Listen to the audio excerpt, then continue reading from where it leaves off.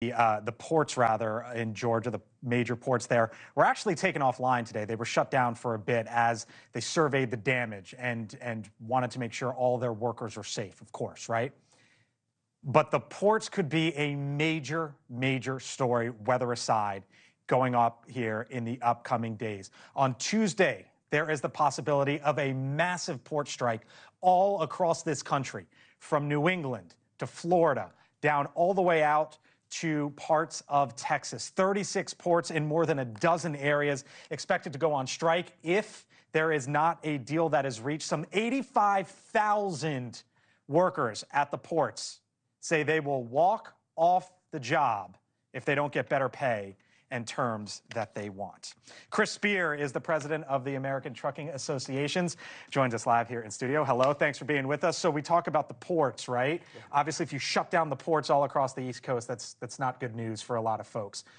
They're potentially doing this for better pay. The truckers, though, who you represent, that's part of the downstream effects with this, is it not? Oh, it is, and we're supporting all 36 ports. So, New York, New Jersey, we've got literally 12,000 trucks running in and out of that port a day. So 14,000 registered at Baltimore, over 30,000 registered at New York, New Jersey. Our industry is a very integral part of moving the boxes in and out of these ports. So, yeah, it's going to be significant, not just on the 85,000, that are supporting the ILA, but, all the modes, including rail, trucking. We're all going to be impacted by that. Okay, so you say we're all going to be impacted by that. If you shut down the ports, then the truckers don't have product to move. In theory, that drives up prices, right, for current. What am I going to feel at home, and when am I going to start to feel it? You're going to see agriculture probably first. The first week is pretty significant for farmers because produce, you can't allow it to expire. You're not going to reroute it through the West Coast. So things like pork, poultry, soybeans, cotton, but you're also looking at fruit. So things that go on those store shelves have a shelf life. So the first week is very, very instrumental for farming. And that impact beyond that, 2 weeks, 3 weeks, begin to transcend into the holidays because we're moving a lot of the products that end up on the shelves for Christmas. So beyond that, you're in first, second quarter of next year. The week by week really adds up quickly and backs up the entire supply chain. You're going to have less choice, higher prices, and inflation. Less choice, higher prices, inflation. The last thing we want after it seems like we found out today that inflation continues to tick down. The White House can get involved with this. The White House is saying they're not going to invoke a federal law that would force the workers back on the job. Should they? Absolutely.